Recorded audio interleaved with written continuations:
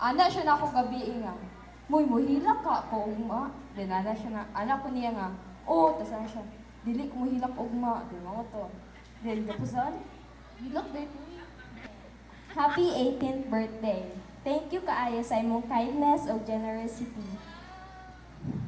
Grabe ka thoughtful and caring. I'm so proud I'm so proud of you and lucky to know you. Malamang ka, sindot.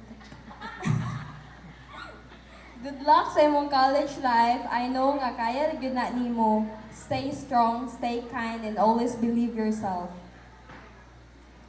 I'll always be here to support you. I love you, Ate G. Mora Tuteng. Thank you so much. And that was Miss Amor Services Julie Glimada. Now this time, let's welcome the proud grand. Sa gamay pa ni, mga 1 month pa siya hangtod sa 8 months.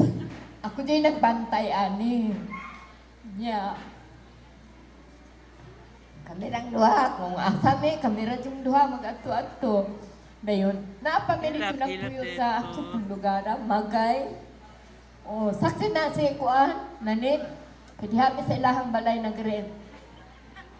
Dapat isa ka adlaw na, hala kay ang among CR naman sa silong, dahil kami na sa taas.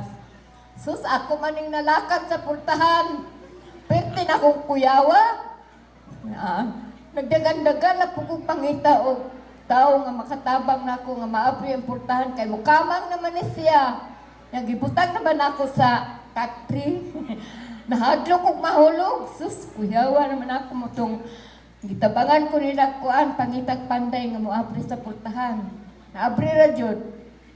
Wala jud na akong kaluyan akong apoy. Pastilan. Kuan, maura tayo akong nakuan niya nga naka-experience ko niya bantay. Ito mag-immunize. Ako dyan na mag-immunize. Iya. Kay layo man amuan naman sa Mindanao. Muuli dyan ko kay naman po ko yung mga anak dito. Di, usahay, maato sila sa amua. Magkita ra po ni. Happy birthday niya na. Happy birthday po. Ito yung kuhan. Ang akong i-wish ni mo nga magpadayon ka sa imong pagkabuutan. Sa imong pagkagwapa.